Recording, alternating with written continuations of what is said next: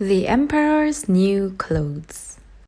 Many years ago, there was an emperor who was so excessively fond of new clothes that he spent all his money in dress.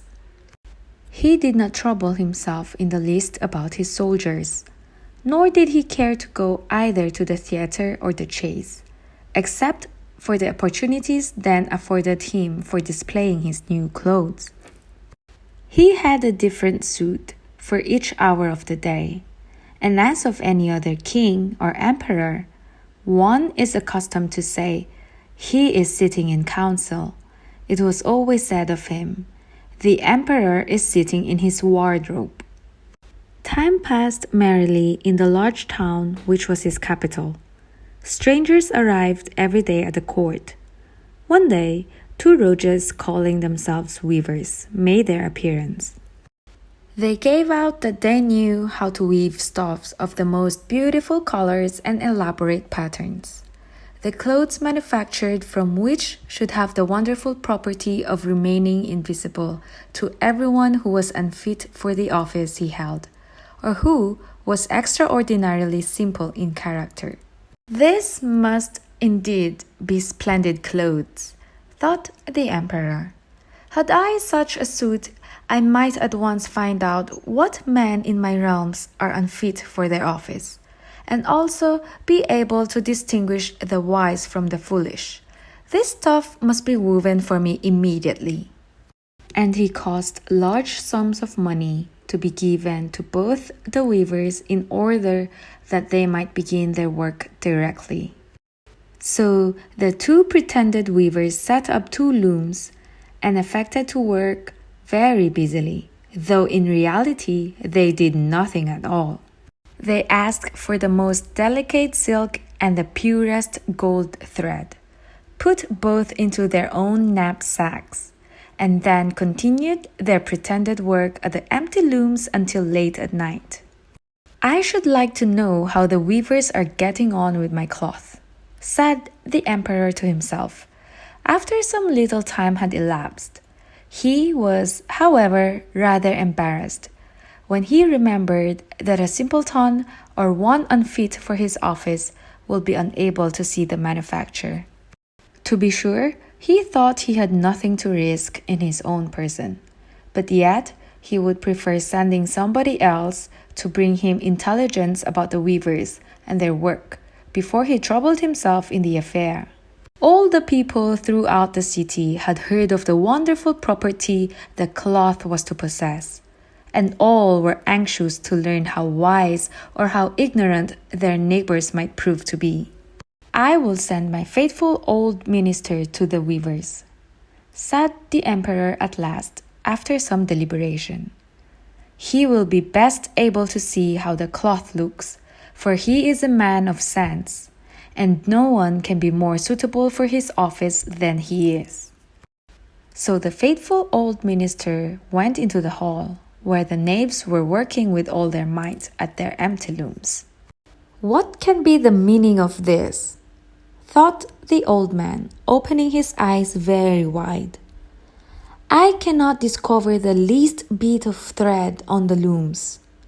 However, he did not express his thoughts aloud. The impostors requested him very courteously to be so good as to come nearer their looms, and then asked him whether the design pleased him and whether the colors were not very beautiful, at the same time pointing to the empty frames. The poor old minister looked and looked. He could not discover anything on the looms, for a very good reason, viz., there was nothing there. "What?" thought he again. "Is it possible that I am a simpleton? I have never thought so myself, and no one must know it now if I am so. Can it be that I am unfit for my office? No, that must not be said either. I will never confess." "Well, Sir Minister," said one of the knaves, still pretending to work, "you do not say whether the stuff pleases you." "Oh, it is excellent," replied the old minister, looking at the loom through his spectacles. This pattern and the colors, yes, I will tell the emperor without delay how very beautiful I think them. We shall be much obliged to you, said the impostors, and then they named the different colors and described the pattern of the pretended stuff. The old minister listened attentively to their words, in order that he might repeat them to the emperor. And then the knaves asked for more silk and gold, saying that it was necessary to complete what they had begun. However, they put all that was given to them into their knapsacks, and continued to work with as much apparent diligence as before at their empty looms. The emperor now sent another officer of his court to see how the men were getting on, and to ascertain whether the cloth would soon be ready. It was just the same with this gentleman as with the minister. He surveyed the looms on all sides, but could see nothing at all but the empty frames. Does not the stuff appear as beautiful to you as it did to my lord the minister? Asked the impostors of the emperor's second ambassador, at the same time making the same gestures as before and talking of the design and colors which were not there. I certainly am not stupid, thought the messenger. It must be that I am not fit for my good, profitable office. That is very odd. However, no one shall know anything about it. And accordingly he praised the stuff he could not see, and declared that he was delighted with both colors and patterns. Indeed, please, your imperial majesty, said he to his sovereign when he returned. The cloth which the weavers are preparing is extraordinarily magnificent. The whole city was talking of the splendid cloth which the emperor had ordered to be woven at his own expense. And now the emperor himself wished to see the costly manufacture while it was still in the loom.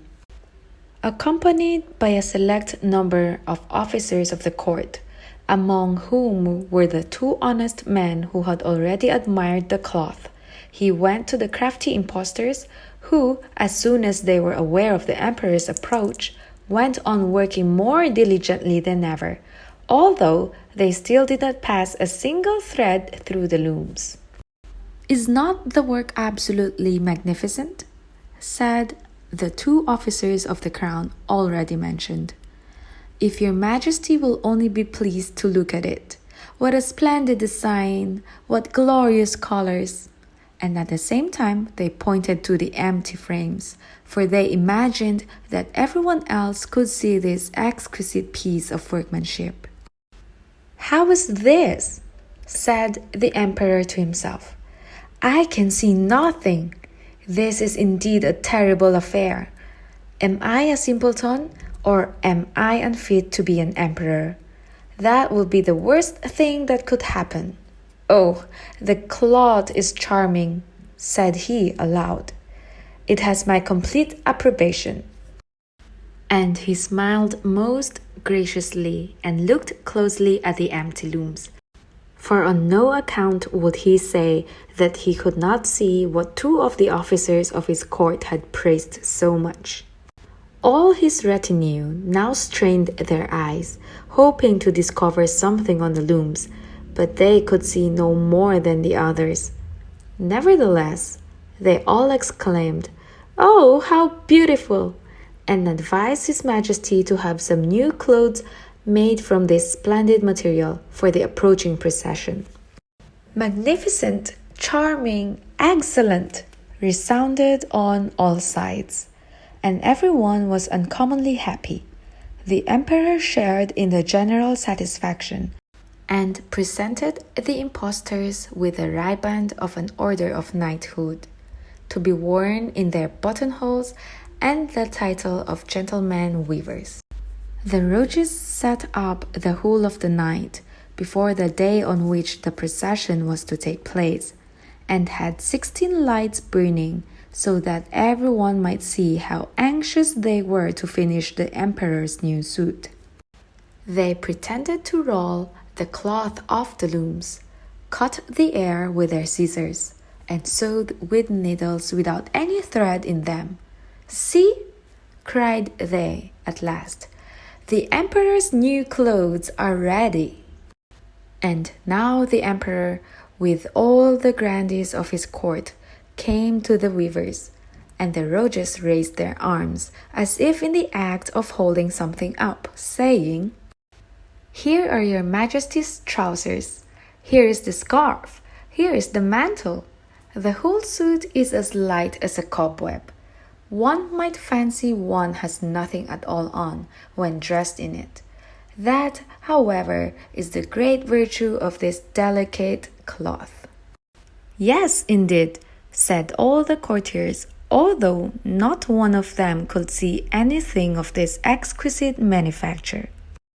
"If your imperial majesty will be graciously pleased to take off your clothes, we will fit on the new suit in front of the looking-glass."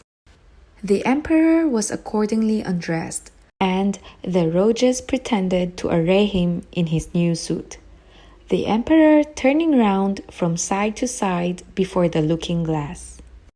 "How splendid his majesty looks in his new clothes, and how well they fit!" everyone cried out. "What a design! What colors! These are indeed royal robes." "The canopy which is to be borne over your majesty in the procession is waiting," announced the chief master of the ceremonies. "I am quite ready," answered the emperor. "Do my new clothes fit well?" asked he, turning himself round again before the looking-glass, in order that he might appear to be examining his handsome suit.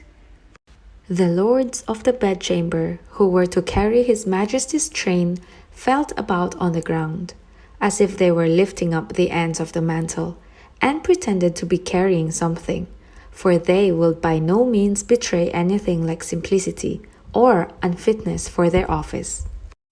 So now the emperor walked under his high canopy in the midst of the procession, through the streets of his capital, and all the people standing by and those at the windows cried out, "Oh, how beautiful are our emperor's new clothes! What a magnificent train there is to the mantle, and how gracefully the scarf hangs!" In short, no one would allow that he could not see these much admired clothes, because in doing so he would have declared himself either a simpleton or unfit for his office. Certainly, none of the emperor's various suits had ever made so great an impression as these invisible ones. "But the emperor has nothing at all on," said a little child. "Listen to the voice of innocence," exclaimed his father, and what the child had said was whispered from one to another. "But he has nothing at all on," at last cried out all the people. The emperor was vexed, for he knew that the people were right, but he thought the procession must go on now, and the lords of the bedchamber took greater pains than ever to appear holding up a train, although in reality there was no train to hold.